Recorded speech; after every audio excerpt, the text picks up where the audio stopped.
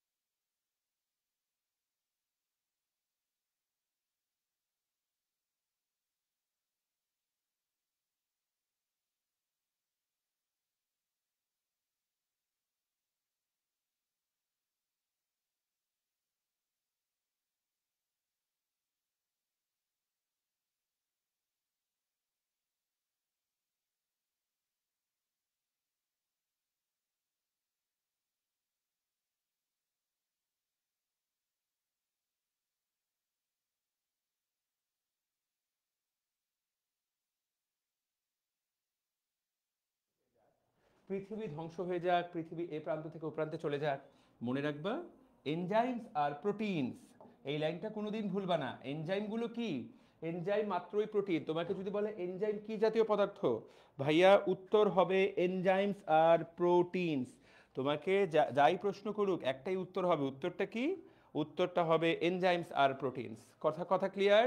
তাহলে সবাই যদি তোমাকে যদি বলে এনজাইমগুলো রাসায়নিকভাবে কি, এনজাইমগুলো রাসায়নিকভাবে প্রোটিন। কি জাতীয় প্রোটিন? এনজাইমগুলো রাসায়নিকভাবে গ্লোবিউলার জাতীয় প্রোটিন, যেগুলো কিনা গ্লোব শেপ। তাহলে গ্লোবিউলার এনজাইমের আকৃতি কেমন? বলা হয় যে গ্লোবের মতো। পৃথিবীটা যেমন গ্লোবের মতো, তাহলে এনজাইমের আকৃতি হলো গ্লোবিউলার প্রোটিন। তো দেখো আমরা এই জায়গা থেকেই পড়া শুরু করব। তাহলে সবাই বলো তো, carbohydrate, lipid, fatty acid, protein, এনজাইমগুলো কি জাতীয়? আমরা এটা দিয়েই আজকে পড়া শুরু করব। বলেন এনজাইমগুলো কি জাতীয়, বলে ফেলেন।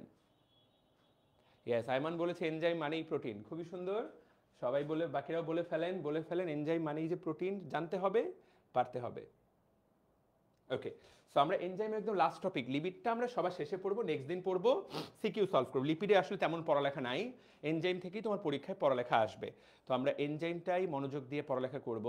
তাহলে চলো শুরু করা যাক। আমরা বিসমিল্লা বলে শুরু করি। ঠিক আছে, দেখো এনজাইম বাংলা নাম কি? এনজাইমের বাংলা নাম কি? এনজাইমের বাংলা নাম হলো উৎসেচক। তাহলে এনজাইম, এনজাইমের বাংলা নাম হলো উৎসেচক। ঠিক আছে। সো এখানে অনেকগুলো কথা বলা। তোমরা ছোটবেলায় এইরকম বিক্রিয়া দেখেছো, এইটা কিন্তু পৃথিবীর আবিষ্কৃত অন্যতম বিক্রিয়া। দেখো, তুমি যদি গ্লুকোজ নাও, গ্লুকোজ বিক্রিয়াটার দিকে একটু তাকায় দেখো। তুমি বাজার থেকে গ্ল্যাক্সোস ডি কিনলা, গ্লুকোজ নিলা, গ্লুকোজের মধ্যে তুমি একটা এনজাইম দিলা, যেই এনজাইমের নাম হলো জাইমেজ। তাহলে এখান থেকে বাজার থেকে একটা এনজাইম নিলা, যেই এনজাইমের নাম হলো জাইমেজ। সেখান থেকে কি উৎপন্ন হলো? সেখান থেকে উৎপন্ন হলো ইথানল। তুমি দেখো গ্লুকোজ আমাদের প্রতিনিয়ত বাঁচার জন্য যে জিনিসটা লাগে, তাই না? এইটা কিন্তু এই যে গ্লুকোজ থেকে তুমি কি তৈরি করছো? ইথানল। যে ইথানলটা মানুষ মদ হিসাবে চেনে। তাহলে বাজার থেকে তুমি গ্ল্যাক্সোজ ডি কিনলা, তুমি কিন্তু চাইলেই বিক্রিয়াটা বাসায় করে দেখতে পারো। গ্ল্যাক্সোজ ডি কিনলা, তার মধ্যে তুমি কোন এনজাইম দিবা? জাইমেস এনজাইম। এই জাইমেস এনজাইম কোথা থেকে পাওয়া যাবে? এই জাইমেস এনজাইম পাওয়া যাবে ইস্ট নামক ছত্রাক থেকে। বাজারে কিন্তু ইস্ট কিনতে পাওয়া যায়, বাজারে কিন্তু ইস্ট কিনতে পাওয়া যায়। তাহলে দেখো গ্ল্যাক্সোজ ডি এর মধ্যে পানিতে ঘুলাইলা, ঘুলাই তার মধ্যে ইস্ট দিয়ে দিলা, কি উৎপন্ন হবে? উৎপন্ন হবে ইথানল, সহজ বাংলায় যেটাকে বলা হয় মদ, যেটা বিদেশে নিয়মিত খায়, ইসলাম ধর্মে যেটা হারাম। তাহলে এই বিক্রিয়াটা, এই যে বিক্রিয়া দেখো গ্লুকোজটা পরিবর্তিত হয়ে গেল, এই জিনিসটার নামই কি? এই জিনিসটার নামই হলো এনজাইম। তো এইরকম বিক্রিয়া তোমরা জীবনে আরো অনেকগুলা পড়েছো, আরো অসংখ্য বিক্রিয়া জানো ছোটবেলা থেকে, যেখানে তোমরা এই এনজাইম জিনিসটার সাথে সবাই পরিচিত হয়েছো। তো এনজাইম জিনিসটা তাহলে দেখো, খেয়াল করো, এনজাইম জাইমেজ কিন্তু জাইমেজের মতোই থাকলো, মাঝখান থেকে এই যে গ্লুকোজটা বদলে ইথানল হয়ে গেল। তো এই এনজাইম কিভাবে কাজ করে এই জিনিসটাকে একজন বিজ্ঞানী একটা মডেলের সাথে তুলনা করেছে। সেই মডেলটাকে বলা হয় তালা চাবি মডেল। সেই মডেলটাকে বলে তালা চাবি মডেল। কিরকম তালা চাবি মডেল? দেখো এই হলো একটা তালা, তাই না? এটা একটা তালা, এইখানে আমরা একটা চাবি ঢোকাবো। তো চাবি দেখতে কিরকম? এই হলো চাবি। তাহলে তালা চাবি মডেল। এখন তুমি এই তালার মধ্যে চাবিটা ঢুকাইলা, ঢুকানোর পর কি হবে? আমরা সবাই জানি যে তালাটা যদি এই চাবিটা যদি এই তালারই চাবি হয়, তাহলে এইটা খুলে যাবে, জাস্ট খুলে গেল। তাহলে তুমি দেখো তো, এইটাকে যদি আমরা লিখি, এটা হলো প্রোডাক্ট, এই জিনিসটা হলো প্রোডাক্ট, এটা হলো প্রোডাক্ট। আচ্ছা, পরের লাইন, প্রোডাক্ট পরে, প্রোডাক্ট পরে। তুমি আমাকে বলো যে এই বিক্রিয়াতে দেখো তো, বিক্রিয়াতে পরিবর্তিত হয় কে? গ্লুকোজ এবং ইথানল, গ্লুকোজটা পরিবর্তিত হয়, অপরিবর্তিত থাকে কে? এনজাইমটা অপরিবর্তিত থাকে। দেখো তো তালা চাবির মধ্যে কে অপরিবর্তিত থাকে? বুদ্ধি করে বলো তো, কার পরিবর্তন হয় না?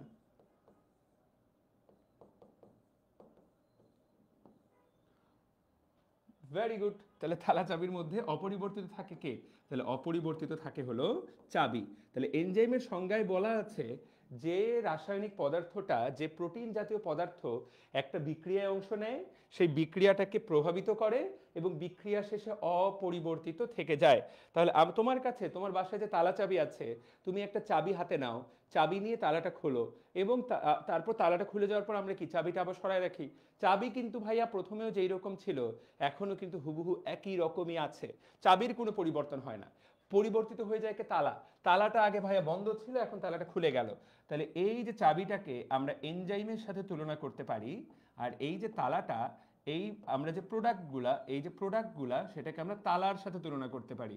প্রোডাক্ট বা বিক্রিয়ক, বিক্রিয়ককে আমরা, বিক্রিয়ক প্রোডাক্ট শব্দটা বা বিক্রিয়ক যেটা বিক্রিয়া অংশ নেয়, তাকে আমরা কিসের সাথে তুলনা করব? তালার সাথে, তাই না? তাহলে এই জিনিসটা হলো তালা, এর সাথে চাবি যুক্ত হয়ে ওকে দেখো বদলাই দিল। তা এইটা ছিল বন্ধ তালা, আর এখন কি উৎপন্ন হলো? খোলা তালা। তাহলে এখানে প্রোডাক্ট শব্দটা আসলে ভুল, এটা বিক্রিয়ক। তাহলে আমরা কি লিখতে পারি? দেখো, বিক্রিয়ক থেকে উৎপন্ন হবে উৎপাদ, বিক্রিয়ক থেকে উৎপন্ন হবে উৎপাদ, আর এই জায়গায় অংশ নিবে কে? এনজাইম। তাহলে প্রভাবক, এই এনজাইমটা হলো চাবি, বিক্রিয়কটা হলো বদ্ধ তালা, আর এটা হলো খোলা তালা। তাহলে এই যে এনজাইম কিভাবে কাজ করে তোমাকে যদি কেউ বলে, তুমি বলবো ভাইয়া এনজাইমটা তালা চাবি মডেলে কাজ করে। এনজাইমটা কিসে কাজ করে? এনজাইমটা কাজ করে তালা চাবি মডেল। তালা চাবি মডেলটা হলো লক অ্যান্ড কি মডেল। তালা চাবি মডেলটা হলো লক অ্যান্ড কি মডেল। কথাটা ক্লিয়ার? তালা চাবি মডেল হলো লক অ্যান্ড কি মডেল। আশা করি সবাই বুঝতে পেরেছি। তো দেখো, তাহলে তোমাকে যদি কেউ প্রশ্ন করে এনজাইম কি জিনিস, এনজাইম হলো একটা চাবির মতো যেটা বিক্রিয়ককে বদলায় দেয়। এনজাইম কিভাবে কাজ করে ব্রেনের মধ্যে ঢুকেছে, দেখো ছোট্ট একটা পরিবর্তন করে, তালাটাকে জাস্ট টুইস্ট করে খুলে দিল। তাহলে এনজাইম কিভাবে কাজ করে, এইটুকু ব্রেনের মধ্যে ঢুকেছে। মডেলটার নাম কি বলো তো? এনজাইম কাজ করার মডেলটার নাম কি? তোমাদের পরীক্ষা কিন্তু 8:30 থেকে। এনজাইম কাজ করার মডেলটার নাম কি?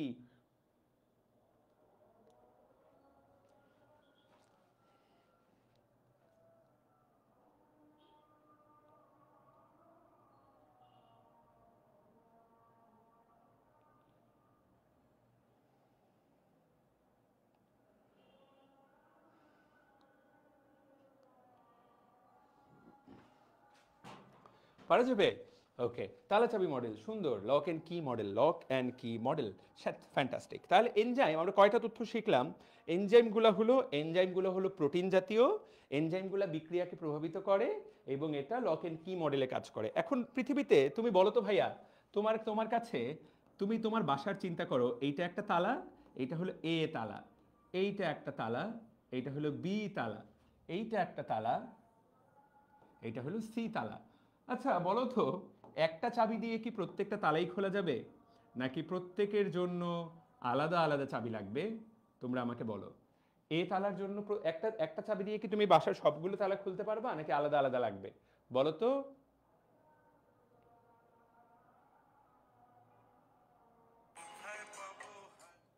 পারা যাবে?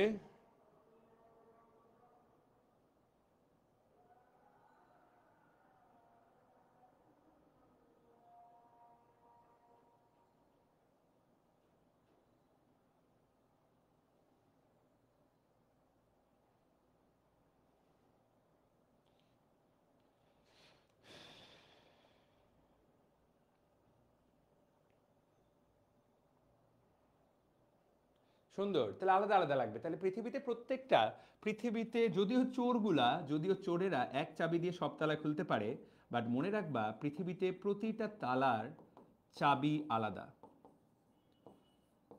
পৃথিবীতে প্রতিটা তালার চাবি পৃথিবীতে প্রত্যেকটা তালার চাবি আলাদা। আশা করি আমরা সবাই বুঝতে পেরেছি। তাহলে পৃথিবীতে প্রত্যেকটা তালার চাবি আলাদা। তার মানে ভাইয়া এইটা কি ছিল? এটা ছিল বিক্রিয়ক, তালাটা ছিল বিক্রিয়ক। মনে রাখতে হবে প্রত্যেক বিক্রিয়কের জন্য আলাদা আলাদা এনজাইম লাগবে। তার মানে প্রত্যেক বিক্রিয়ক মানে কি? প্রত্যেক বিক্রিয়ার জন্য, সবাই লাইনটা লিখো, সবাই লাইনটা লিখে কমেন্ট করো ডান। প্রত্যেক বিক্রিয়ার জন্য আলাদা আলাদা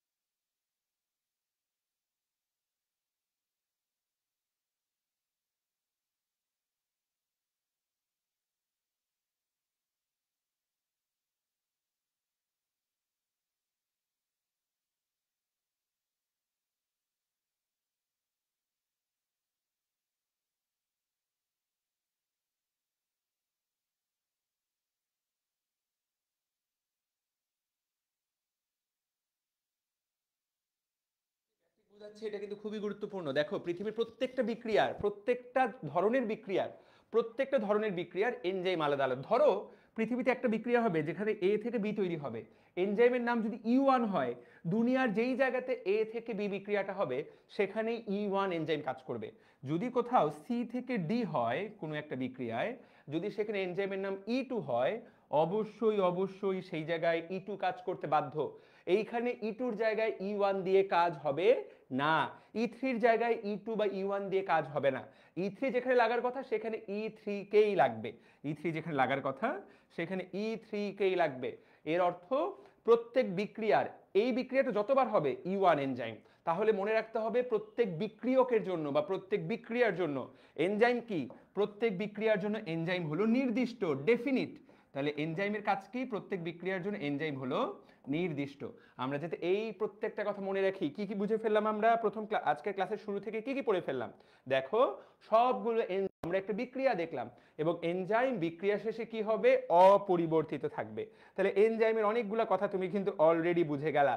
এখন এই এইগুলা তো ভাইয়া রাসায়নিক পদার্থ, এইগুলা কিন্তু রাসায়নিক পদার্থ। তুমি খেয়াল করো তোমার বাসায় তুমি যে ভাতটা খাবা, দেখো তুমি যে ভাত খাও সেইটা বা যে তরকারি খাও সেটা তুমি একদিন রেখে দেওয়ার পর সেটা কিন্তু নষ্ট হয়ে যাবে, পচে যাবে।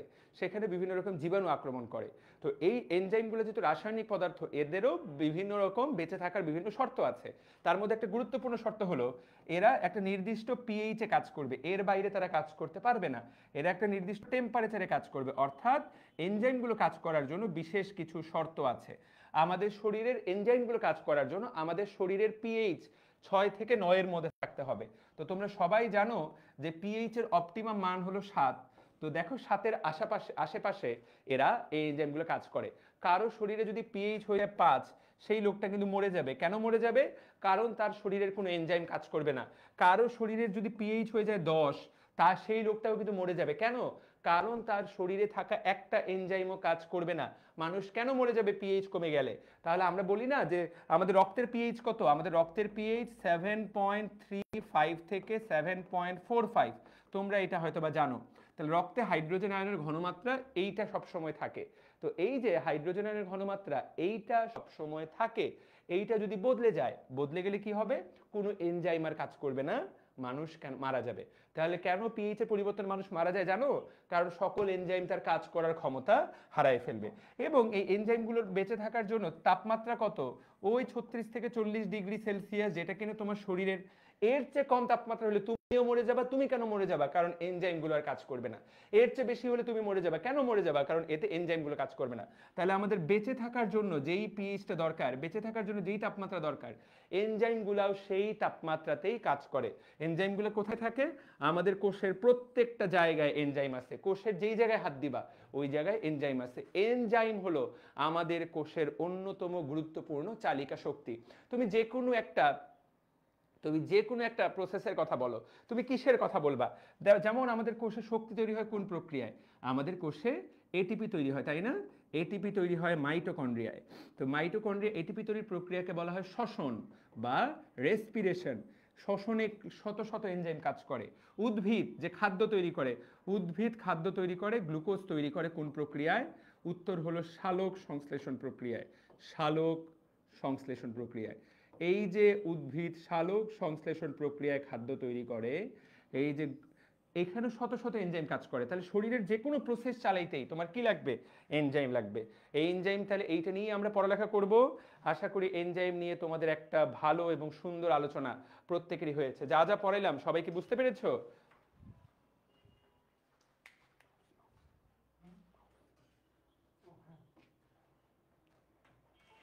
রোকনকে একটা মেসেজ দিও যাতে মাউসটা এর মধ্যে নিয়ে আসে। হ্যাঁ, ক্লিয়ার? সবাই বুঝতে পেরেছি? ভাইয়া ফ্রেম ঠিক নাই। আচ্ছা, ফ্রেম ঠিক নাই, ফ্রেম একটু বেঁকে গেছে, তাই না? রিফাত,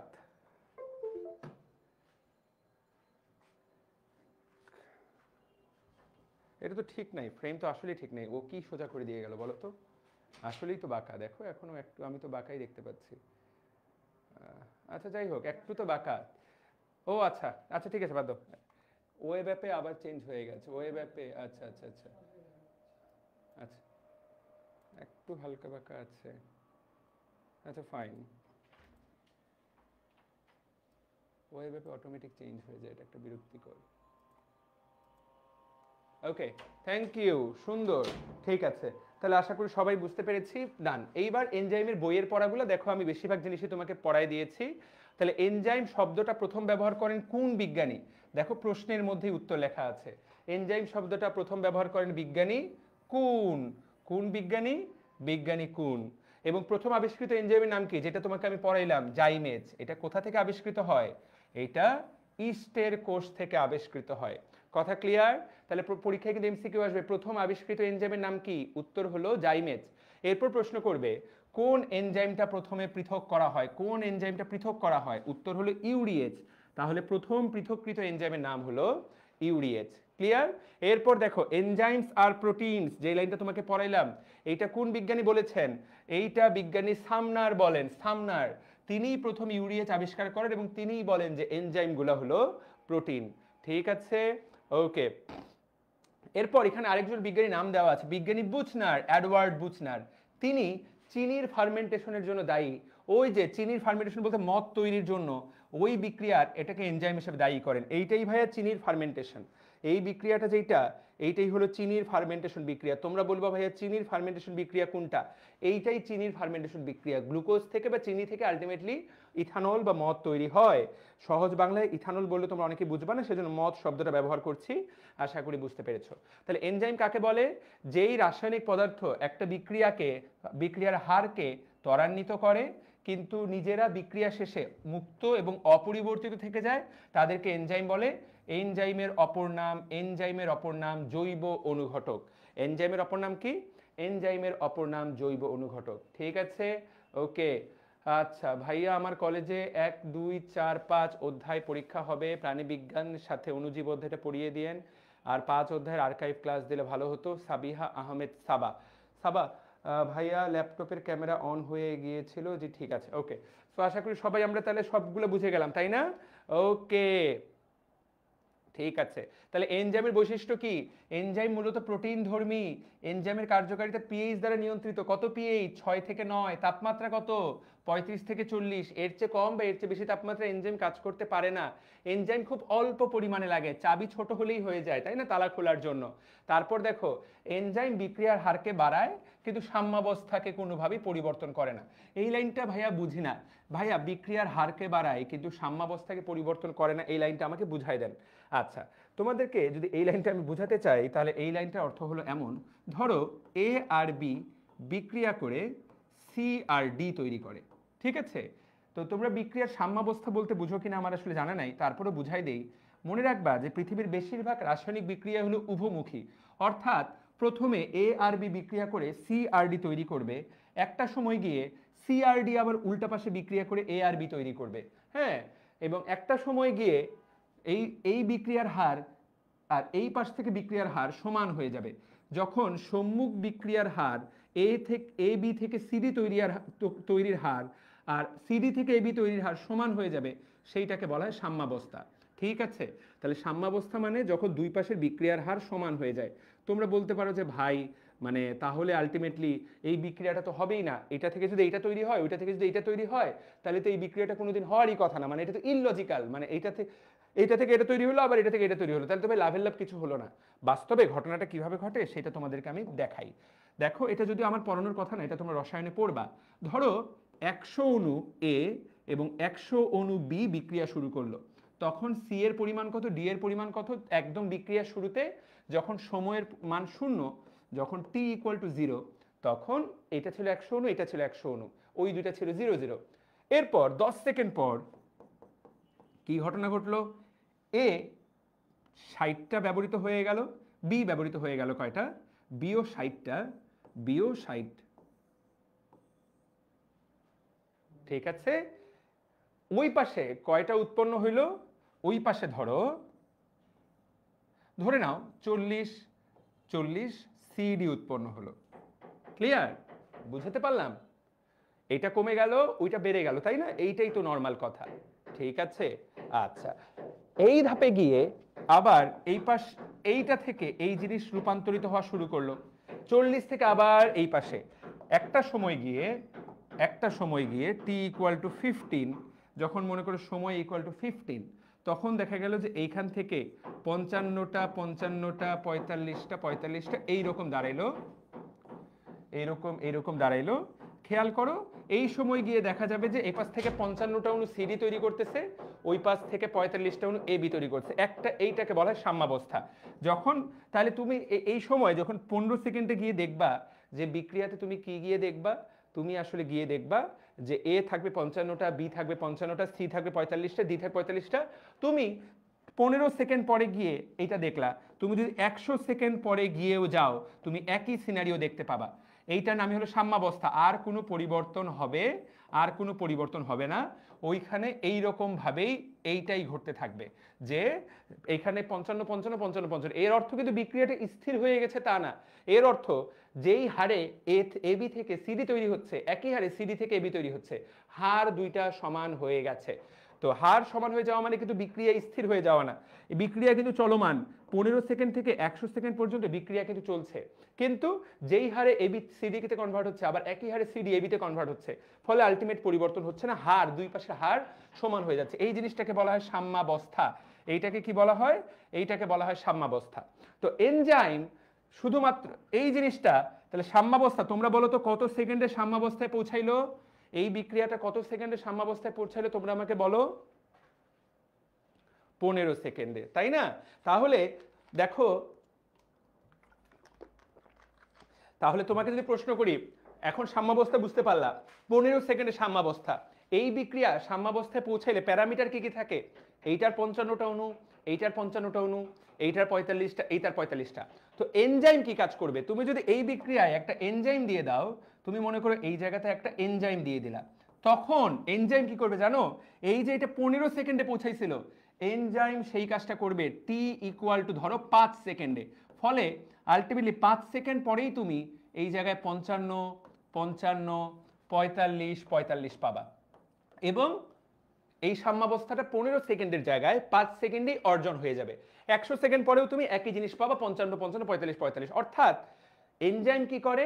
দ্রুত সাম্যাবস্থায় নিয়ে যায়, দ্রুত, শুধু গতিটা বাড়ায় দেয়। ফলে 15 সেকেন্ডের জায়গায় 5 সেকেন্ডে, কিন্তু আলটিমেটলি সাম্যাবস্থায় যে 55 অণু যাওয়ার কথা, এখান থেকে যে 55 অণু যাওয়ার কথা, এখানে যে 45, 45 হওয়ার কথা, এই জিনিসটাকে এনজাইমের পরিবর্তন করার ক্ষমতা নাই। তাহলে এই লাইনটার অর্থ কি? দেখো, এনজাইম কেবলমাত্র বিক্রিয়ার হারকে ত্বরান্বিত করে, সাম্যাবস্থার পরিবর্তন করতে পারে না। এনজাইমের কার্যকারিতা সুনির্দিষ্ট। কোনো একটা এনজাইম শুধু একটা বিক্রিয়া বা নির্দিষ্ট বিক্রিয়ার গ্রুপকেই প্রভাবিত করতে পারে। আমি তোমাদেরকে এই জিনিস আবারও পড়াচ্ছি, অলরেডি একবার পড়িয়েছি, আশা করি ব্রেনের মধ্যে ঢুকেছে, আশা করি মনে আছে। সেটা হলো, দেখো, E1, E2, E3, E1, E2, E3, পৃথিবীতে যেখানে এ থেকে বি তৈরি হবে সেখানে এনজাইম E1ই লাগবে। দুনিয়ার অন্য কোনো এনজাইম দিয়ে তুমি ওই জায়গায় কাজ চালাইতে পারবা না। তাহলে এইটাই বলা হচ্ছে নির্দিষ্ট গ্রুপের বিক্রিয়া। ঠিক আছে, ওকে। আর এনজাইম শুধুমাত্র জীবিত কোষেই উৎপন্ন হয়, এবং কার্যকারিতার জন্য কিসের প্রয়োজন? এদের পানির প্রয়োজন। এনজাইম, সব এনজাইম পানিতে দ্রবণীয়। এবং দেখো, এনজাইম, প্রখর আলো, অতি বেগুনি রশ্মি এনজাইমের কার্যকারিতাকে নষ্ট করে। এই এনজাইমের বৈশিষ্ট্যগুলা দুনিয়ার সকল পরীক্ষার জন্য ভয়ঙ্কর important, very very very important, ভয়ঙ্কর ইম্পর্টেন্ট। তাহলে এইটা মেডিকেল ভর্তি পরীক্ষায় অলরেডি প্রশ্ন এসেছে, এইটা তোমার প্রচুর অনেকবার প্রশ্ন আসবে। কার কার এনজাইমের বৈশিষ্ট্যগুলো আমি সবাইকে বুঝিয়ে ভাজা করে দিতে পারলাম? কে কে আমরা বুঝতে পেরেছি? সবাই কমেন্ট করো, সবাই বুঝতে পেরেছো কিনা।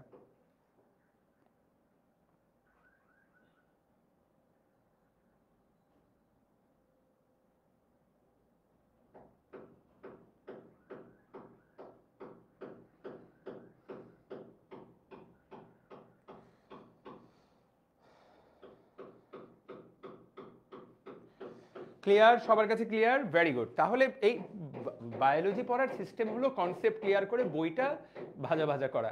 আমি এই সিস্টেমটা আমি মনে করি যে দ্য বেস্টেস্ট সিস্টেম। আমি বোর্ডে অনেক কিছু লিখলাম, কিন্তু বই আমি তোমাকে ফলো করাই দিলাম না। তোমার আসলে বায়োলজিতে ভালো রেজাল্ট হবে না ভাইয়া, কারণ প্রশ্ন আমি যেই জিনিসগুলো গোল করে দিচ্ছি এইগুলো থেকেই পরীক্ষায় প্রশ্ন আসবে, তুমি বিশ্বাস করো আর না করো। তাহলে এনজাইমের রাসায়নিক বৈশিষ্ট্য, এখানে এতগুলো কথা বলা আছে, একটাই লাইন, সেই লাইনটা কি? সব এনজাইমগুলো কি জাতীয়? সব এনজাইমগুলো হলো প্রোটিন জাতীয়। সকল এনজাইম কি জাতীয়? সকল এনজাইম প্রোটিন জাতীয়। কত তাপমাত্রায় এনজাইম নষ্ট হয়ে যায়? 500 থেকে 550 থেকে 100 ডিগ্রি তাপমাত্রায়, এবং অতি বেগুনি রশ্মিতে এনজাইমগুলা নষ্ট হয়ে যায়। ঠিক আছে, এইবার দেখো, এখানে একটা কথা বলেছে এনজাইমের নামকরণ। আমরা আমাদের বাচ্চা কাচ্চার নাম রাখি, তাই না? আমরা আমাদের বাচ্চা কাচ্চার নাম অনেকভাবে রাখতে পারি। আমরা আমাদের বাচ্চা কাচ্চা, তোমরা এইরকম নাম শুনেছো, তাই না? কি রকম নাম? ধরো, তোমরা এইরকম নাম তোমরা শুনেই থাকবা। কিরকম নাম ভাইয়া?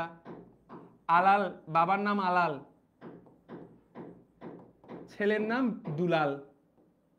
আলালের ঘরে দুলাল, একটা বইয়ের নামই আছে, আলালের ঘরে দুলাল, আলালের ছেলে দুলাল। তার মানে বাবা থেকে যেই রকম বাবা, বাবার সাথে নামের একটা মিল। আবার একরকম নাম আছে যে, দেখো, তোমরা বিভিন্ন হুজুরের নাম শুনবা, যেমন মিজানুর রহমান আজহারি। উনার নাম কিন্তু ভাইয়া কোনোভাবেই বাপমা আজহারি রাখে নাই। আজহারি মানে কি? সে মিশরের আজহার বিশ্ববিদ্যালয়ে পড়েছে, সেই জন্য তার নাম মিজানুর রহমান আজহারি। আরো অনেক মিজানুর রহমান থাকতে পারে, কিন্তু ওদের সাথে পার্থক্য হয়ে গেল কিভাবে? কারণ সে মিশরের বিশ্ববিদ্যালয়ে পড়েছে, যে বিশ্ববিদ্যালয়ের নাম হলো আল আজহার বিশ্ববিদ্যালয়। এরকম নাম তোমরা শুনেছো? তোমরা বাংলাদেশের ইসলামিক বক্তাদের এইরকম নাম শুনবা, যে আব্দুর রহমান শরীয়তপুরি। ঠিক আছে, তারপরে এই অমুক মাদারীপুরি, এরকম নাম শুনবা। ঠিক আছে? তো নামকরণ আমরা আমাদের বাচ্চা কাচ্চা নাম করার সময় কিন্তু এইরকম নাম প্যাটার্ন ফলো করি। এনজাইমের ক্ষেত্রেও বিজ্ঞানীরা একই রকম প্যাটার্ন ফলো করেছে। কিরকম ভাইয়া? দেখো, যেই যেই বিক্রিয়ককে যেই বিক্রিয়কের উপর কাজ করে, দেখো যেমন সুক্রোজ, যেই এনজাইমটা সুক্রোজের উপরে কাজ করবে, সুক্রোজ ভেঙে কি করে, তোমরা অলরেডি কিন্তু পড়াই দিছি তোমাদেরকে আমি। সুক্রোজ, এই সবাই কমেন্ট করো, আমার তোমাদের উপর কেন জানি কনফিডেন্টই পাই না আমি।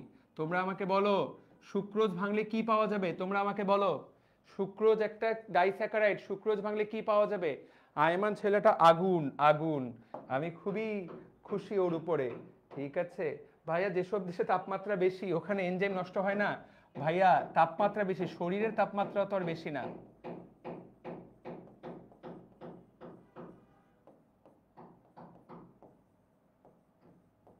তাহলে সুক্রোজ ভাঙলে আমরা কি পাবো?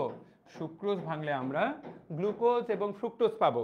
তাহলে এই যে এইটা কে করে, এই ভাঙার কাজটা কে করে, যেই এনজাইমটা করে তার নাম সুক্রেজ। তার নাম কি?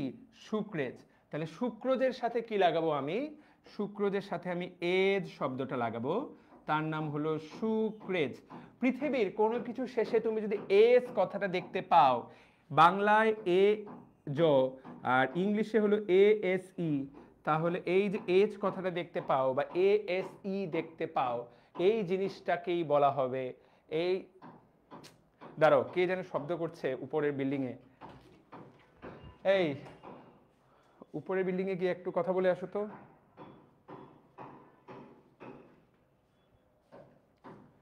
সারাদিন ধরে কিছু করে না, যখনই আমরা ক্লাস শুরু করি তখনই এদের এইসব শুরু হয়। ব্যাপারগুলো এত বিরক্তিকর, এত বিরক্তিকর।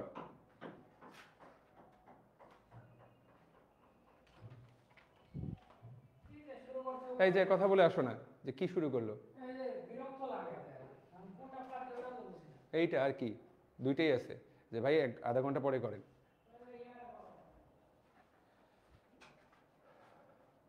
তাহলে এই বিক্রিয়ার তাহলে সুক্রোজের উপরে কাজ করবে কে? সুক্রোজের উপরে কাজ করবে সুক্রেজ। একই রকম তুমি দেখো ইউরিয়ার উপরে কাজ করবে কে? ইউরিয়ার উপরে কাজ করবে ইউরিয়েজ, শুধু নামের শেষে এজ লাগাই দিবা। আর্জিনিনের উপর কাজ করবে আর্জিনেজ, টাইরোসিনের উপর টাইরোসিনেজ, লিপিডের উপর কি? লাইপেজ। প্রোটিনের সাথে কাজ করবে কে? প্রোটিনের উপরে কাজ করবে কে? প্রোটিয়েজ। তাহলে এইটাকে আমরা কি বলি? সাবস্ট্রেট বা বিক্রিয়ক। দেখো বিক্রিয়কের নাম অনুসারে, সাবস্ট্রেটের নাম অনুসারে এনজাইমের নাম। তাহলে যেই বিক্রিয়ার উপরে, যেই বিক্রিয়কের উপরে কাজ করবে, যেই সাবস্ট্রেটের উপরে কাজ করবে, যেই সাবস্ট্রেটের উপরে কাজ করবে, সেই সাবস্ট্রেটের নাম অনুসারে আমরা এই নামকরণটা করব। সবাই কি বুঝতে পারলাম? তাহলে এইটা একটা, তাহলে সাবস্ট্রেটের নাম অনুসারে, বাবার নাম অনুসারে, তাই না? ওই যে আমরা বাবার নাম বললাম, বাবার নাম অনুসারে আলালের ঘরে দুলাল। তো মনে করো সজীবের উপরে কাজ করবে, আমার ডাকনাম সজীব, ধরো একটা পদার্থের নাম হলো সজীব, তাহলে এনজাইমের নাম কি হবে বলো? এনজাইমের নাম কি হবে?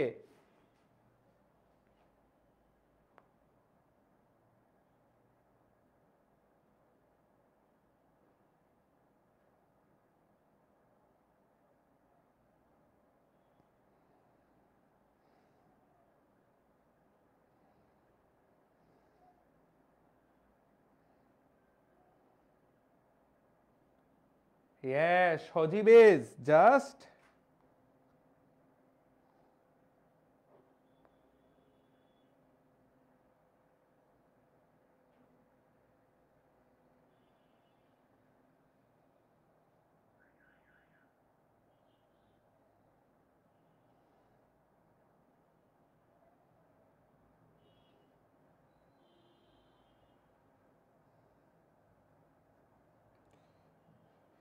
ঠিক আছে, ওকে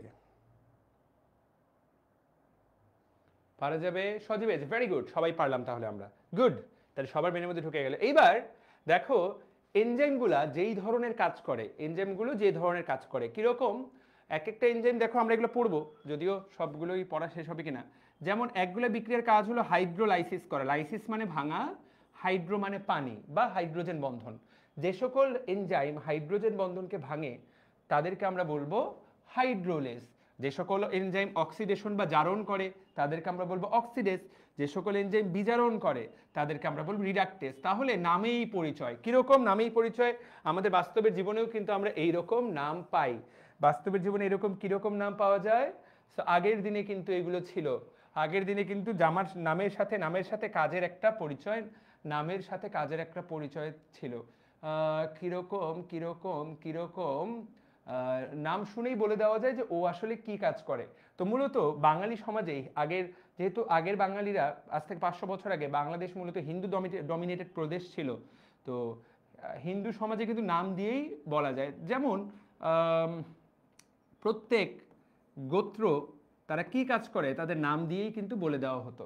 ঠিক আছে, এরকম তোমরা চাইলে উদাহরণ দিতে পারো। আমার এক্স্যাক্টলি নাম দিয়ে উদাহরণ মনে আসছে না, তারপরও ধরো কারো নাম হলো গানওয়ালা, এরকম নাম কিন্তু আছে।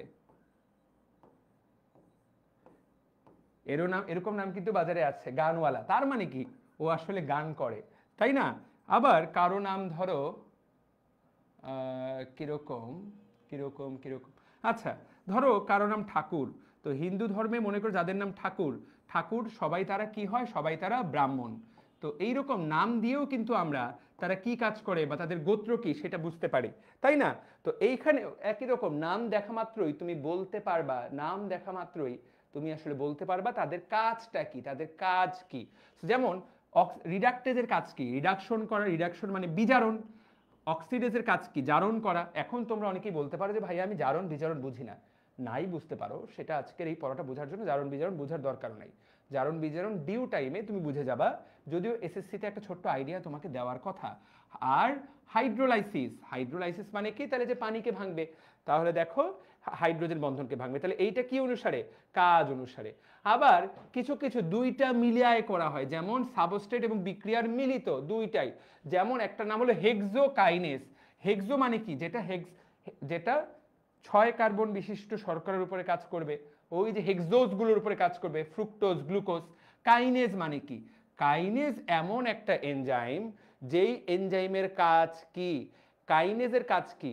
কাইনেজের কাজ হলো কোনো কিছুর সাথে ফসফেট গ্রুপকে যুক্ত করা বা কোনো কিছু থেকে ফসফেট গ্রুপকে সরায় নেওয়া। তাহলে হেক্সোকাইনেজের কাজ কি?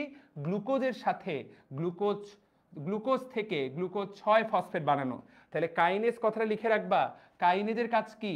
প্লাস মাইনাস ফসফেট গ্রুপ, কোনো কিছুর সাথে ফসফেট গ্রুপকে যুক্ত করা বা কোনো কিছু থেকে ফসফেট গ্রুপকে সরিয়ে ফেলা। এই জিনিসটার নামই হলো, এইটাই হলো কার কাজ? এইটাই হলো কাইনেজের কাজ। আমরা কি সবাই বুঝতে পেরেছি? সবাই লিখে ফেলো, ডান লিখে ফেলো, কাইনেজের কাজটা লিখো। নাপিত, নাপিত, হ্যাঁ নাপিত তো একটা শব্দ, কিন্তু এটা তো নামের অংশ না, তাই না?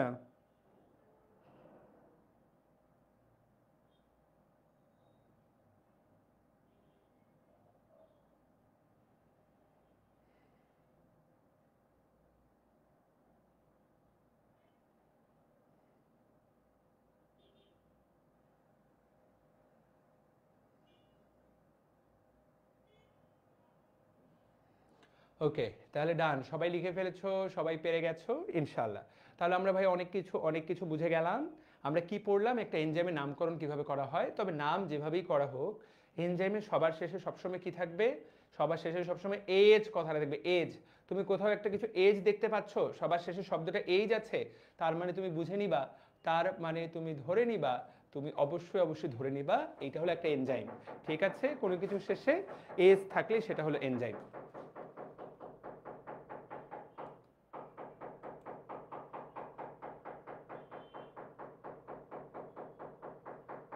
ওকে, এইবার সবচেয়ে গুরুত্বপূর্ণ, আজকের দিনের সবচেয়ে গুরুত্বপূর্ণ পড়া।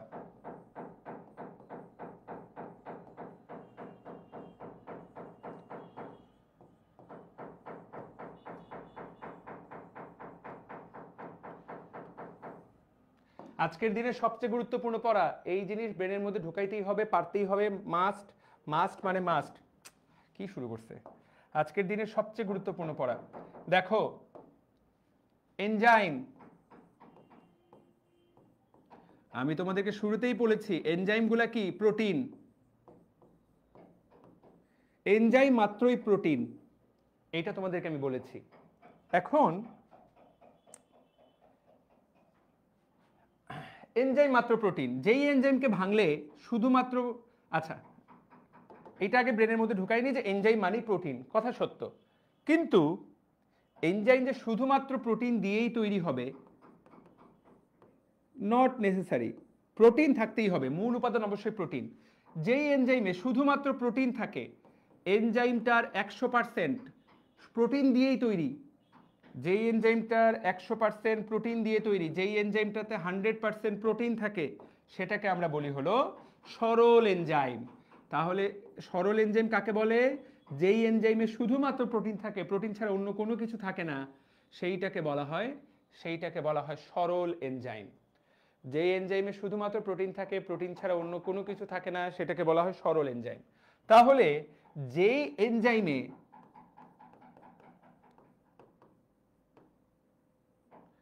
প্রোটিন থাকে সাথে অপ্রোটিন বা নন প্রোটিনও থাকে, সেই এনজাইমটাকে আমরা বলি সেই এনজাইমটার নামটা খেয়াল করো, কনজুগেটেড। বাংলায় লিখতেছি, কনজুগেশন মানে যুক্ত করা, কনজুগেটেড এনজাইম বা কনজুগেটেড প্রোটিন। শব্দটা সাধারণত কনজুগেটেড প্রোটিন লেখা হয়, বাট বোঝানো হয় কনজুগেটেড প্রোটিন মানে কনজুগেটেড এনজাইম। তাহলে সেইটার নাম হলো কনজুগেটেড প্রোটিন বা কনজুগেটেড এনজাইম। তাহলে কাকে বলা হয় কনজুগেটেড প্রোটিন বা কনজুগেটেড এনজাইম? যার মধ্যে প্রোটিন এবং নন প্রোটিন দুইটা জিনিসই থাকে। ওকে, ক্লিয়ার? তাহলে ওটার নাম কি? কনজুগেটেড এনজাইম বা কনজুগেটেড প্রোটিন। বইয়ের মধ্যে কনজুগেটেড প্রোটিন বা কনজুগেটেড এনজাইম কথাটা লেখা থাকে। তাহলে এই দুইটা লাইন তোমাকে আমি বুঝাই দিলাম। ক্লিয়ার? ওকে, এখন ভাইয়া এই যে কনজুগেটেড এনজাইম বা কনজুগেটেড প্রোটিন, এইটার যে প্রোটিন অংশটা, এই প্রোটিন অংশটাকে ডাকা হয় অ্যাপো এনজাইম নামে। এটার নাম কি? Apo enzyme. আর এটার যে নন প্রোটিন অংশটা, এইটাকে বলা হয় প্রস্থেটিক গ্রুপ। বাপরে বাপ, এইটা ছাড়া কোনো পরীক্ষার প্রশ্ন হবে না এই চ্যাপ্টারের। প্রস্থেটিক গ্রুপ, বিশ্বাস করো এইটাই এই এনজাইমের সবচেয়ে গুরুত্বপূর্ণ জিনিস। প্রস্থেটিক গ্রুপ কি জিনিস? তাহলে তোমরা আমাকে বলো তো, তোমাকে যদি কেউ প্রশ্ন করে প্রস্থেটিক গ্রুপ কি, তুমি বলবা যে সকল এনজাইমে প্রোটিন অংশও থাকে নন প্রোটিন অংশও থাকে, সেই সকল এনজাইমকে বলা হয় কনজুগেটেড প্রোটিন। কনজুগেটেড প্রোটিনের নন প্রোটিন অংশটাকে আমরা বলবো কনজুগেটেড গ্রুপ, আর প্রোটিন অংশটাকে আমরা বলবো অ্যাপো এনজাইম। বুঝাতে কি পেরেছি? সবাই বুঝতে পেরেছি? ডান। এরপর যদি বলে এই তো, তাহলে প্রস্থেটিক গ্রুপটা কি? Non protein part. সবাই ডান কমেন্ট করো। এখন এই প্রস্থেটিক গ্রুপ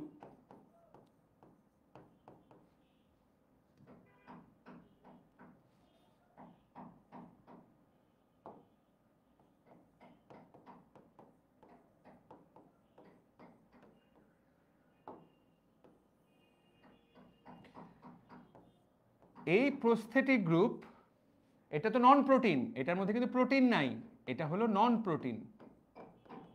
এইটাতে যদি আয়ন থাকে, মেটাল, ধরো ions or metals,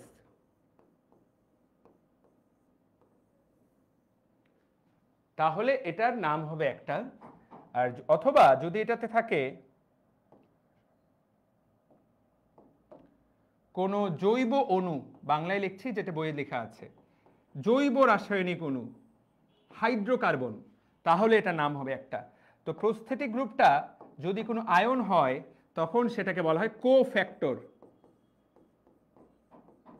R prosthetic গ্রুপটা যদি কোনো জৈব অণু হয় তখন সেটাকে বলে কোএনজাইম। তোমরা অনেক সময় এনজাইম এবং কোএনজাইম শব্দটা শুনবা। কোএনজাইম মানে কি?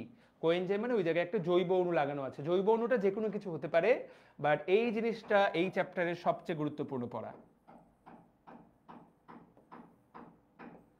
এই জিনিসটা এই চ্যাপ্টারের সবচেয়ে গুরুত্বপূর্ণ পড়া।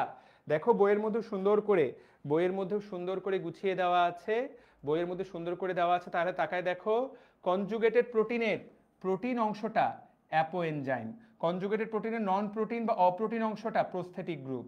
এই প্রস্থেটিক গ্রুপ মেটাল হলে সেটাকে আমরা বলবো কোফ্যাক্টর। কোফ্যাক্টরকে আগে অ্যাক্টিভেটর নামে ডাকা হতো। আর এইটা যদি কোনো জৈব রাসায়নিক পদার্থ হয়, অর্গানিক কম্পাউন্ড, তাহলে তাকে কোএনজাইম বলে। এইরকম কয়েকটা কোএনজাইমের উদাহরণ দাও। এফএডি, এনএডি, এটিপি, এগুলো কিন্তু বিভিন্ন রকম কোএনজাইম, কারণ এগুলো জৈব অণু। আশা করি সবার ব্রেনের মধ্যে ঢুকছে। এইটা যে এনজাইম থেকে বুঝবে না তাকে কিন্তু আমি কোনোভাবেই মানুষ করতে পারবো না, বা তার কিন্তু আসলে কপালে দুঃখ আছে। দুঃখ বলতে এই জিনিস বুঝতে পারতেই হবে, এটা একটা মাস্ট জিনিস, এইটা ফরজ, এইটা ফরজ, এটা পারতেই হবে, পারতেই হবে মানে পারতেই হবে। কে কে কনফিডেন্ট যে ভাই আমি বুঝতে পেরেছি, পারবো ভবিষ্যতে উত্তর করতে? কার কার কনফিডেন্স আছে বলো তো, দেখি বলো তো কে কে পারবো।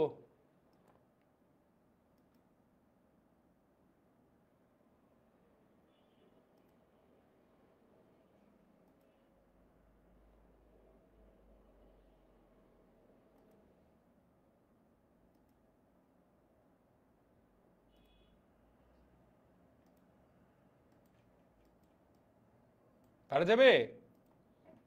ওকে, পারবো ইনশাল্লাহ, ভেরি ভেরি গুড।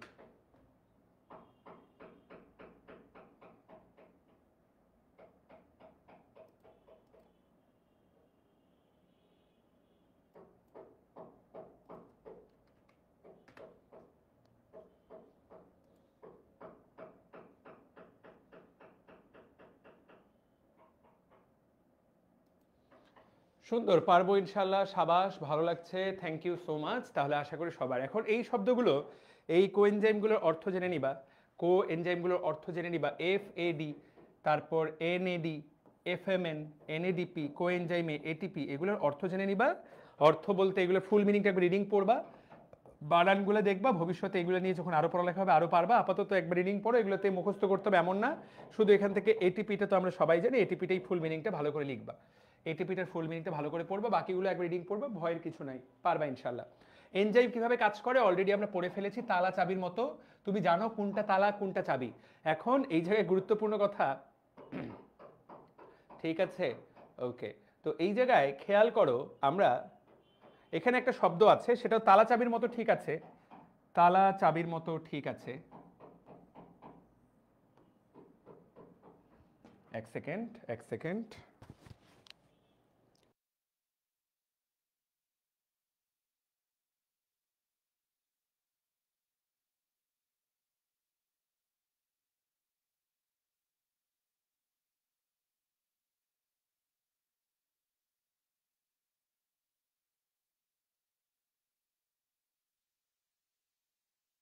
এই যে এই জায়গায় একটা ছিদ্র আছে তাই না, এই ছিদ্র দিয়ে তুমি যদি চাবিটা প্রবেশ করো তাহলে তালাটা খুলে যাবে। এখন ভাইয়া চাবি তো এই রকম দেখতে, চাবি তো এই রকম দেখতে, এখন এই যে চাবিটা, এই চাবিটা তুমি যদি এই প্রান্তটা এই জায়গায় না প্রবেশ করাও, তুমি যদি এই প্রান্তটা প্রবেশ করাও, তাহলে কি খুলবে? খুলবে না। তো আমরা মনে রাখবো যে চাবির যেই জায়গাটা প্রবেশ করাতে হয় সেটাকে বলা হয় অ্যাক্টিভ সাইড। তো শুধু এই শব্দটা তোমার নতুন করে শিখতে হবে তালা চাবি মডেলে। তাহলে চাবির একটা কি থাকে? অ্যাক্টিভ সাইড থাকে, যেই সাইডটা তালার মধ্যে প্রবেশ করালে সেটা তালাকে খুলতে পারে। তাহলে দুনিয়ার সকল এনজাইমের একটা কি থাকবে? একটা এমন জায়গা থাকবে যেটাকে বলে অ্যাক্টিভ সাইট। এই অ্যাক্টিভ সাইটের সাথেই সাবস্ট্রেট যুক্ত হবে এস, তারপর তৈরি হবে প্রোডাক্ট বা পি। তাহলে এইটা হলো এনজাইমের কমন বিক্রিয়ার সূত্র, enzyme plus substrate equal to product. তাহলে এইটা কোন জায়গা থেকে যুক্ত হতে হবে? তোমার অ্যাক্টিভ সাইটে, ঠিক আছে, ওকে। আচ্ছা, এখন এছাড়াও এনজাইম কিছু কিছু কিছু কিছু চাবিতে, ধরো আমরা চাবির মধ্যে কি লাগাই বলো তো? দেখেছো তুমি চাবির মধ্যে রিং লাগাও, খেয়াল করছো চাবির মধ্যে যে আমরা রিং লাগাই? আমরা রিং কেন লাগাই বলো তো? আমরা রিং কেন ব্যবহার করি? চাবির রিং আমরা কেন ব্যবহার করি বলো?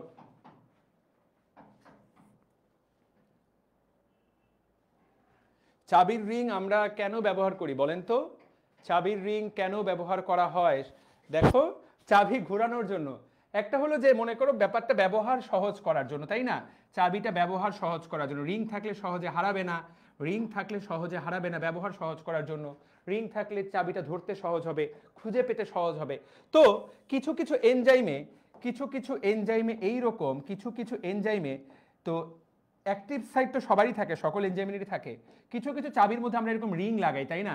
ধরো এইটা হলো রিং, ধরো এই জিনিসটা হলো, এই জিনিসটা হলো, এই জিনিসটা হলো রিং। তো এই যে রিং লাগাইলাম আমরা, এই যে আমরা রিং লাগাইলাম, তো এই রিং লাগাই কি হতে পারে? যে ওই চাবিটা ব্যবহার করা সহজ হয়ে গেল, তার মানে চাবির কি হলো? চাবির কার্যকারিতা, চাবির কার্যকারিতা বেড়ে গেল। তাহলে চাবির কার্যকারিতা বেড়ে যায় মানে ওটা দিয়ে কাজ করা আরো সহজ হয়, তাহলে চাবির কার্যকারিতা বেড়ে যায়। আবার এমনও তো হইতে পারে যে তুমি এমন একটা রিং লাগাইলা, এই রিংটা হাতে ধরতেই সমস্যা, এই রিংটা হাতে ধরতেই সমস্যা। আগে ধরো চাবিটা ধরে তালাটা খুলতা, এখন রিংটা এমন বদক্ষত, এমন ওটার মধ্যে সুচালো ব্যাপার আছে যে ধরলেই হাতে গুতা লাগে। হাতে গুতা লাগলে তুমি আর ওই চাবিটা ইউজ করতে চাও না। তাহলে হতে পারে যে কার্যকারিতা বেড়েও যেতে পারে, কার্যকারিতা কমেও যেতে পারে। তো এই যে অতিরিক্ত জায়গাটা বা রিং, তাহলে একটা এনজাইমে এইরকম একটা জায়গা থাকে চাবির রিংয়ের মতো, যেইটাকে বলা হয় অ্যালোস্টারিক সাইট। এটা খুব গুরুত্বপূর্ণ, এটা কিন্তু কেউ বোঝে না। এটাকে বলা হয় অ্যালোস্টারিক সাইট, অ্যালোস্টারিক। তাহলে সকল এনজাইমে যে থাকবে তা না, কিছু সকল চাবির তো আর রিং থাকে না, কিছু কিছু চাবিতে আমরা রিং লাগাই। তো যে সকল চাবির রিং লাগাই সেই রকম কিছু কিছু এনজাইমের অ্যালোস্টারিক সাইট থাকে। এই অ্যালোস্টারিক সাইটে মনে করো কেউ একজন যুক্ত হলো, অ্যালোস্টারিক সাইটে যুক্ত হয়ে চাবির কার্যকারিতা বাড়ায় দিল, তখন যারা চাবির কার্যকারিতা বাড়ায় তাদেরকে বলা হয় ইফেক্টর, তাদেরকে বলা হয় ইফেক্টর। আর যারা চাবির কার্যকারিতা কমায় তাদেরকে বলে ইনহিবিটর, যারা কার্যকারিতা কমায়, ইনহিবিটর। তার মানে এনজাইমগুলোতে দুইটা জায়গা থাকে, একটা তো এটা হলো এনজাইম, একটা জায়গা থাকে যেটা হলো অ্যাক্টিভ সাইট, এটা তো ঠিকই আছে। আরেকটা থাকে হলো অ্যালোস্টারিক সাইট। আরেকটা থাকে কি? আরেকটা থাকে অ্যালোস্টারিক সাইট। এই যে অ্যালোস্টারিক সাইট থাকে, এই জায়গায় কারা যুক্ত হয়? হয় এই জায়গায় ইফেক্টর যুক্ত হয় যারা এনজাইমের কার্যকারিতা বাড়ায় দেয়, না হলে এই জায়গায় ইনহিবিটর যুক্ত হয় যারা এনজাইমের কার্যকারিতা কমায় দেয়। তাহলে ইফেক্টর এবং ইনহিবিটর আমরা বুঝে গেলাম। ঠিক আছে, সবাই কি অ্যালোস্টারিক সাইট বুঝতে পেরেছো? অনেকেই কিন্তু বুঝতে পারবে না, এটা কিন্তু বইয়ে দেওয়াই আছে। তাহলে দেখো এটা কিন্তু বইয়ের পড়া। এই যে দেখো, এই যে কিছু কিছু পদার্থ এনজাইমের কাজে বাধা দান করে বা বিঘ্ন ঘটায়, এদেরকে বলা হয় ইনহিবিটর। এবং এনজাইমের অ্যাক্টিভ সাইডে যুক্ত হয়ে যায়, ফলে আর যুক্ত হতে পারে না। আচ্ছা, সো ইনহিবিটর। এইখানে অ্যালোস্টারিক সাইট, এই যে কিছু কিছু এনজাইম আছে যাদের একাধিক সাব ইউনিট থাকে, এই সাব ইউনিটগুলোকে বলা হয়, এই এনজাইমগুলোকে বলে অ্যালোস্টারিক এনজাইম। এই অ্যালোস্টারিক এনজাইমের কার্যকারিতা নিয়ন্ত্রণ করে যে, তার নাম হলো ইফেক্টর। ইফেক্টর এনজাইমের কার্যকারিতা বাড়াতে পারে অথবা কমাতে পারে, এই ধরনের কথাই এই জায়গায় বারবার বলা আছে। তো ইফেক্টর আসলে বাড়াতেও পারে কমাতেও পারে, বাড়াইলে সেটাকে বলা হবে অ্যাক্টিভেটর, কমাইলে সেটাকে বলা হবে ইনহিবিটর। তো আরও একটু যদি আমরা লেখাটাকে পরিশীলিত করি, আমরা যদি লেখাটাকে আরও একটু মার্জিত করি, সেটা হলো ইফেক্টর দুই রকম, কার্যকারিতা বাড়াইলে ইনহিবিটর, কার্যকারিতা কমাইলে ইনহিবিটর, কার্যকারিতা বাড়াইলে হলো অ্যাক্টিভেটর, কার্যকারিতা বাড়ালে হলো অ্যাক্টিভেটর। তাহলে অ্যালোস্টারিক সাইট থেকে কয়টা কথা? অ্যালোস্টারিক সাইট কোন এনজাইমে থাকে? অ্যালোস্টারিক এনজাইমে। কারা যুক্ত হয় এখানে? অ্যালোস্টারিক সাইটে কারা যুক্ত হয়? ইফেক্টর। ইফেক্টর কয় রকম? ইফেক্টর দুই রকম। যারা কার্যকারিতা বাড়ায় তাদেরকে বলে অ্যাক্টিভেটর, যারা কার্যকারিতা কমায় তাদেরকে বলে ইনহিবিটর, তাদেরকে বলা হয় ইনহিবিটর। তাহলে এই যে আমরা সবাই বুঝে গেলাম এই যে কথা, এটা কে কে বুঝতে পেরেছি বলো? এই জায়গাটা কিন্তু সহজ না।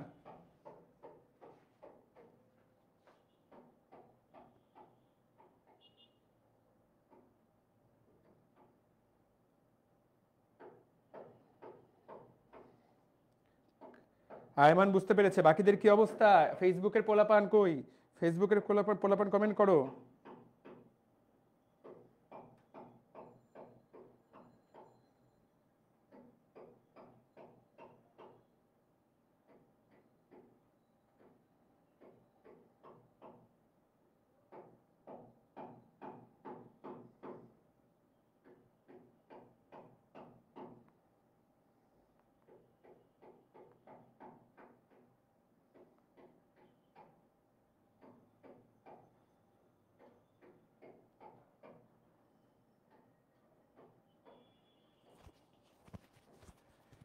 ক্লিয়ার?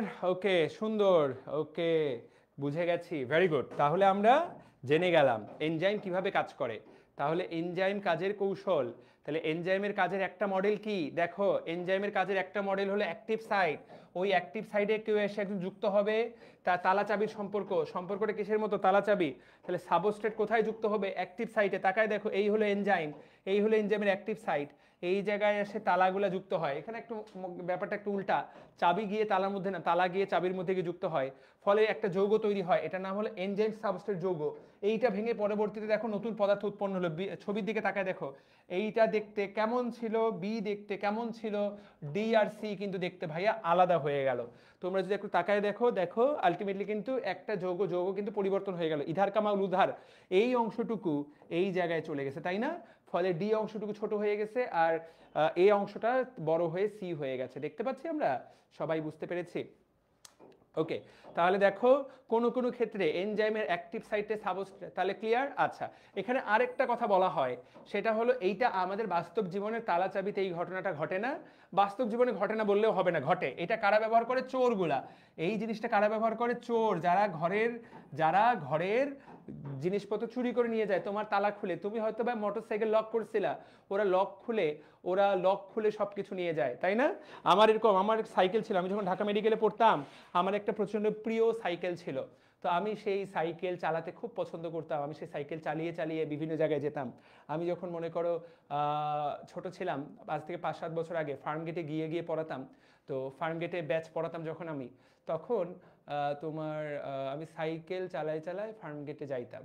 তো আমার মনে আছে ফার্ম গেট থেকে ফেরার পথে নীলক্ষেতে আমি সাইকেলটা রাখলাম, আমার একটা বই কিনতে হবে, এবং আমি খুব স্পষ্টভাবে জানি যে ওই বইটা আমার কিনতে 1 মিনিট সময় লাগবে। দোকানটা আমি চিনি, বইয়ের দাম আমি জানি, আমি যাব, দোকানদারকে টাকা দিব, দোকানদার আমাকে সাথে সাথে বইটা দিবে, আমি চলে আসব। তো নীলক্ষেতে তোমরা যারা যারা ঢাকা শহরে নীলক্ষেতে এসেছো, তারা নীলক্ষেত চেনো কিনা আমার আসলে জানা নাই। নীলক্ষেত প্রচণ্ড ব্যস্ত এবং প্রচণ্ড ভিড়। আমি রাস্তার উপরে সাইকেলটা রাখলাম, রেখে ভালো মতো তালা মারলাম, যথেষ্ট দামি তালাই আমি কিনেছি। এবং আমি যে জায়গায় সাইকেলটা রাখলাম ঠিক সেইটার পাশে একজন ঝালমুড়িওয়ালা ঝালমুড়ি বিক্রি করছিলেন। তো মামার গা ঘেঁষে আমি সাইকেলটা রাখলাম, যাতে মামাকে বলতে পারি যে মামা আমার সাইকেলটা দেখিয়েন, আমি 1 মিনিটের মধ্যে ভেতরে যাব আর আসব। ঠিক আছে, ওকে। মামাকে বললাম যে মামা সাইকেলটা দেখিয়েন, আমি ভিতরে যাচ্ছি, যাব আর আসবো 1 মিনিট। বিশ্বাস করবা না, আমার পাক্কা আসলে হয়তো বা 1 মিনিটই লেগেছে, বা 1 মিনিটের জায়গায় সর্বোচ্চ 1.5 মিনিট লেগেছে। সাইকেল আমি ভালো মতো লক করে ভিতরে গেছি এবং ভিতরে গিয়ে বাইরে আসছি। এসে দেখি যেই সাইকেল আমি এত মজবুত করে লক করে গেলাম, বা এত দামি তালা দিয়ে গেলাম, ও মাই গড, তালা একদম খোলা, তালা খোলা অবস্থায় সাইকেলের মধ্যে ঝুলতেছে। এর মানে হইল আমার যদি আর মাত্র 30 সেকেন্ড বা আরো 1 মিনিট দেরি হয়, ওরা সাইকেলটা নিয়ে জাস্ট পালায় যায়। মাত্র 30 সেকেন্ড বা 1 মিনিটের মধ্যেই তালা খোলা শেষ। হয়তোবা ওরা এক্সপেক্ট করেনি যে আমি 1 থেকে 1.5 মিনিটের মধ্যেই ফেরত আসবো। কেন? নীলক্ষেতে ঢুকলে তো 1 মিনিটের মধ্যে কারো কাজ শেষ হওয়ার কথা না ভাই, মিনিমাম 5 থেকে 10 মিনিট লাগবে, কারণ এতগুলা গলি। কে যেন একজন লিখেছো যে নীলক্ষেতে সবগুলা গলি একই রকম, তো ওই গলি দিয়ে ঢুকলে হারায় যাওয়াটাই স্বাভাবিক। তো সাইকেল যারা চুরি করে তাদের এই অভিজ্ঞতা আছে, যারা ভিতরে ঢুকে তারা সাধারণত বের হইতে 5 থেকে 10 মিনিট লাগায়। এইটুকু সময়ের মধ্যে ওরা খুব শান্ত মতো তালা খুলে সাইকেল নিয়ে তারা চম্পট দিয়ে দেয়, হারায় যায়। কিন্তু সামহাও যেহেতু আমি 1 মিনিটের মধ্যে ফেরত আসছি, এসে দেখে তো আমার তো ভাই মাথায় রক্ত উঠে গেল, এবং আমি তো ভয় পেয়ে গেলাম। কি রে, প্রকাশ্য দিনের বেলা দুপুর 2টা বাজে, বা এক্সাক্ট সময়টা মনে নাই, দিনের আলোর মধ্যে হাজার হাজার লোক হেঁটে চলে যাচ্ছে, চারপাশে শত শত লোক হেঁটে যাচ্ছে, সাইকেলটা তালা মেরে গেলাম, ফিরে এসে দেখি তালা খোলা। মানে কি এটার মানে হাউ, পৃথিবীর মানে কি ঘটনা? এরা এত, চাবি তো আমার কাছে, এমন তো না যে চাবি চুরি হয়ে গেছে, তো ওরা সময় পায়নি। তো এরকম চোরদের কাছে একটা মাস্টার কি থাকে, একটা মাস্টার কি। বুঝাতে পারলাম? তো আল্লাহ আমাকে ওই দিন বাঁচিয়ে নিয়েছেন যে আমি আমার সাইকেলটা হারাই নাই, আমি আমার সাইকেলটা ফেরত পেয়েছি, সাইকেলটা আমি হারাইনি। তো এরকম অনেকেই ওই জায়গায় সাইকেল হারায় ফেলে। বুঝতে পেরেছো? ভয়ঙ্কর ঘটনাটা শুধু ভয়ঙ্কর না, ঘটনা প্রচন্ড ভয়ঙ্কর। আচ্ছা, তাহলে দেখো আসলে আমরা তাহলে কি কি বুঝে গেলাম। এখন তাহলে দেখো এইরকম ওই ওই চোরদের কাছে কি থাকে? মাস্টার কি। ওই চোরদের কাছে কি থাকে? ওই চোরদের কাছে মাস্টার কি। হ্যাঁ, তাহলে এই মাস্টার কিগুলা, এই মাস্টার কিগুলো যে কোনো তালা খুলতে পারে, এগুলা যে কোনো তালা খুলতে পারে। তো দেখো এই যে তুমি তাকায় দেখো এইখানে তাহলে একটা মতামতের কথা বলছে, ধরো এই জায়গাটা দেখো কতটা বড়, এই জায়গায় এনজাইম ঢুকলো কতটুকু? এইটুকু। ভাইয়া এই যে এনজাইমটা ঢুকলো এই বড় জায়গাটাতে, এটা তো ফিট হচ্ছে না, তাই না? ভালো মতো ফিট হচ্ছে না। কিন্তু ওই এনজাইমটা কি করবে? ওই এনজাইমটা নিজেকে মোটা বানায় ফেলবে যাতে এই জায়গায় ফিট হয়ে যেতে পারে। তার মানে প্রথমে তো ফিট হয় নাই, সে নিজেকে আবেশ করে ফিট বানাইছে। এইটাকে বলে ইনডিউসড ফিট, এই মডেলটাকে বলে ইনডিউসড ফিট। তো ওই চোরদের কাছে যে মাস্টার কিগুলা থাকে, ওইগুলা ভাইয়া পৃথিবীর সকল তালার মধ্যে ঢুইকা ওই তালাটারে খুইল্লা ফেলতে পারে। তাহলে এইটার নামই হলো ইনডিউসড ফিট। আশা করি সবাই বুঝতে পেরেছো। ইনডিউসড ফিট মডেল, যখন একটা সাবস্ট্রেট এনজাইমের সাথে ফিট হবে না, এনজাইমের অ্যাক্টিভ সাইটটা এমনভাবে পরিবর্তিত হবে, এইটাকেই বলা হয় ইনডিউসড, এইটাকেই বলা হয় ইনডিউসড ফিট মডেল, এটাকেই বলা হয় ইনডিউসড ফিট মডেল। আশা করি সবাই আমরা বুঝতে পেরেছি, সবার ব্রেনের মধ্যে জিনিসটা ঢুকেছে। সবাই কি বুঝলা ভাই? সবাই কি বুঝতে পেরেছো? সবার কাছে পরিষ্কার? তাহলে কয়টা মডেল? এনজাইমের কার্যকারিতা তোমাকে যদি ব্যাখ্যা করতে বলে, প্রিয় ভাই বোনের, এটা কিন্তু পরীক্ষায় আসবে। এনজাইমের কার্যকারিতা কিন্তু সিকিউতে আসবে, এটা কিন্তু পোলাপান পারে না। তাহলে এনজাইমের কার্যকারিতা কয়টা মডেল তুমি বলবা? তুমি ভাইয়া তিনটা মডেল বলবা। একটা হলো তালা চাবি model, lock and key model. তালা চাবি মডেলেরই একটা বিশেষ রূপ কি? Induced fit. ভাইয়া তালা চাবি মডেলেরই একটা বিশেষ রূপ হলো ইনডিউসড ফিট মডেল।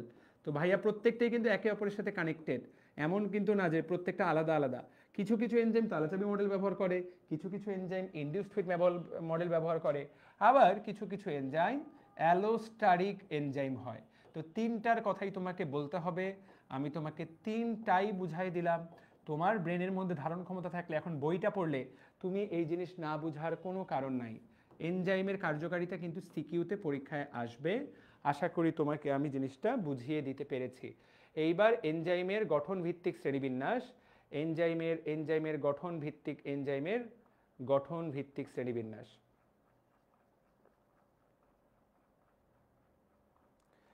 এবং এনজাইমের কার্যকারিতা, ঠিক আছে? তো আমার মনে হয় যে এনজাইমের কার্যকারিতা এবং লিপিড আমরা একসাথে পড়বো। লিপিডে যেহেতু বেশি পড়া নাই, বা একসাথে পড়ার কি আছে, আজকেই পড়াই দেওয়া যায়। তো চলো আজকেই পড়াই দিই আমরা 10 মিনিটে, নেক্সট 10 মিনিট। তোমাদের পরীক্ষা কিন্তু 8:30 থেকে, তোমাদের পরীক্ষা কিন্তু 8:30 থেকে, তোমাদের পরীক্ষা কিন্তু 8:30 থেকে, পরীক্ষার অলরেডি প্রশ্ন রেডি। তো 8:30 থেকে 9:30 পর্যন্ত পরীক্ষা দিতে পারবা। তাদের জন্য পরীক্ষা, তারা তো আসলে পরীক্ষা দেয় না যারা নিয়মিত পড়ালেখা করে না, যারা সাইকেলে ভর্তি হয়েছে কিন্তু নিয়মিত এক্সাম দেয় না, ঠিক আছে? ইনডিউসড ফিটটা আরেকবার বুঝাই দেন জারিন। ইনডিউসড ফিট মানে কি? ধরো এইটা হলো এনজাইম, আর এইটা হলো তোমার, এইটা হলো সাবস্ট্রেট। এই যে হাতটা এভাবে আছে, আর এটা হলো এনজাইম। তো এনজাইমটা এখানে ঢুকলো, তাকায় দেখো পুরোপুরি খাপ খাইলো না, তাই না? তো এনজাইমটা কি করবে? ও একটু ফুলে যাবে, একটু ফুলে গিয়ে এখন দেখো পুরোপুরি খাপ খাইলো। এইটা হলো সাবস্ট্রেট, এইটা হলো এনজাইম, যুক্ত হইলো, খাপ খাচ্ছে না। কি করবে? এ একটু ফুলে যাবে, এনজাইমটা একটু ফুলে গেল, ফলে পুরোপুরি খাপ খেয়ে গেল। এটা কি বলে? Induced fit. জানিন তোমাকে এটা আমি বুঝিয়ে দিলাম, ঠিক আছে? ওকে। তো এনজাইমের ব্যবহার নিয়ে আমরা বেশ কিছু জিনিস মুখস্থ করতে হবে। এনজাইমগুলো কি কাজে লাগে, এনজাইমের কার্যকর। তো তার আগে দেখো এনজাইম এবং কোএনজাইমের মধ্যে কি পার্থক্য। এনজাইম মানেই কিন্তু প্রোটিন, কোএনজাইম কিন্তু আর যাই হোক প্রোটিন না। খেয়াল করো, কোএনজাইম কিন্তু অপ্রোটিন, এই জিনিসটা খেয়াল করো। এনজাইমগুলো কিন্তু প্রোটিন, কোএনজাইম কিন্তু ভাইয়া প্রোটিন না। কোএনজাইম হলো অপ্রোটিন জাতীয় পদার্থ, সবচেয়ে গুরুত্বপূর্ণ। এনজাইমগুলো অনেক বড় বড় হয়, আণবিক গঠন হয় 12,000 থেকে 1 লক্ষ, 1 2 3 4 5 6 10 লাখ ডাল্টন। তাহলে 12,000 থেকে 10 লক্ষ ডাল্টন, আর এইটা হয় 500 ডাল্টনের কাছাকাছি। অল্প ছোট, কোএনজাইমগুলো ছোট ছোট হয়। এনজাইম একাই 100, একাই বস, ওর কাউরে দরকার নেই। ও যদি একাই কাজ করতে চায় ও কাজ করতে পারবে। কিন্তু কোএনজাইম তো ভাইয়া নামের মধ্যেই তো কো, মানে ও সহযোগী। তার মানে ও কিন্তু এনজাইমকে ছাড়া কাজ করতে পারবে না। আচ্ছা, তারপর দেখো এনজাইমগুলা তাপমাত্রায় বিনষ্ট হয়, 50 থেকে 60 ডিগ্রি তাপমাত্রায় এনজাইম নষ্ট হয়ে যায়। কোএনজাইমের এই জিনিসটা ভালো, ও তাপমাত্রা সহন ক্ষমতা অনেক বেশি, এই তাপমাত্রায় কোএনজাইম নষ্ট হয় না। দেখো কোনো ভিটামিন এনজাইম হিসেবে কাজ করে না, বাট আমাদের শরীরে বেশ কিছু ভিটামিন আছে যেগুলো কোএনজাইম হিসেবে কাজ করে। তাহলে আমাদের শরীরে কয়েকটা ভিটামিন যারা কি হিসেবে কাজ করে, কোএনজাইম হিসেবে কাজ করে। এনজাইমের উদাহরণ কি, প্রোটিয়েজ, লাইপেজ। কোএনজাইমের উদাহরণ তোমরা অলরেডি পড়েছো। মূল পার্থক্য কি, এরা প্রোটিন, ওরা নন প্রোটিন, এরা স্বাধীনভাবে কাজ করতে পারে। এনজাইম কাউকে দেখার দরকার নাই, ঠিক আছে, ওকে। আর এইটা কাজ করতে পারে না। মনির বলেছে ডাল্টন কোন একক ভাইয়া, কোনো কোন কোন কনভার্সন নাই, এর কোনো কনভার্সন নাই। মনির, এই দায়িত্ব আমি তোমাকে দিলাম, তুমি এখনো ডাল্টন কেন পারো না? ডাল্টন ডাল্টন একক তুমি কেন জানো না? ডাল্টনের অপর নাম কি? Atomic mass unit. এক ডাল্টন সমান কি? এক ডাল্টন সমান এক অ্যাটমিক ম্যাস ইউনিট। এইটার ওজন কত? 1.675 10⁻⁻27 কেজি। এইটা আমার যতদূর মনে পড়ে 1 ডাল্টন। একটু সবাই গুগল করে আমাকে জানাও ঠিক আছে কিনা, জানাও তো। এক ডাল্টন সমান কত কেজি? 10⁻⁻27। 1 কেজির কত কম চিন্তা করা যায়? 10⁻⁻27, ভাই রে ভাই, এত কম। গুগল করে জানাও, গুগল গুগল গুগল করে জানাও, গুগল করে জানাও।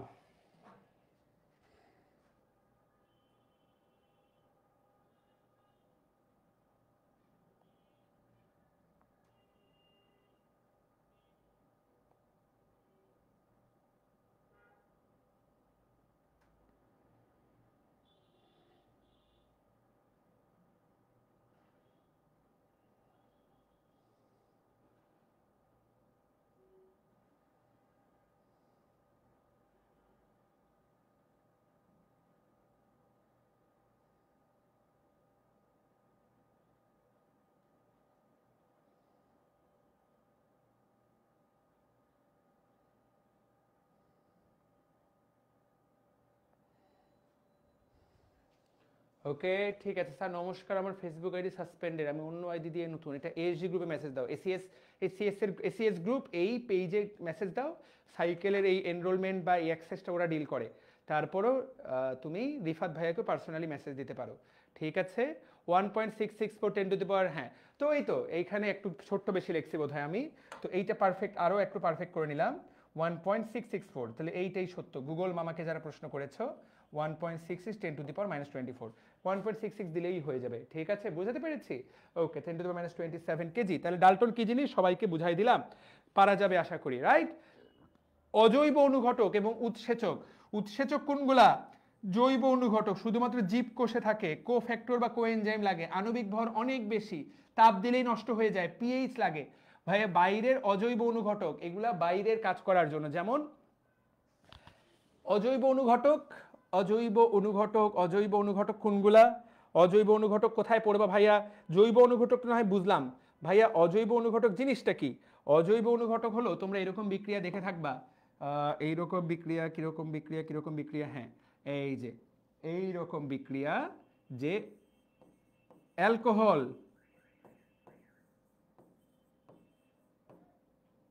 থেকে ধরো অ্যাসিড বানাবা, এইখানে তুমি যেই প্রভাবক ব্যবহার করছো, এইটা কিন্তু ভাইয়া জৈব না, এটা অজৈব, বা এখানকার, বা এটা জীবকোষেই উৎপন্ন হতে হবে, নট নেসেসারি।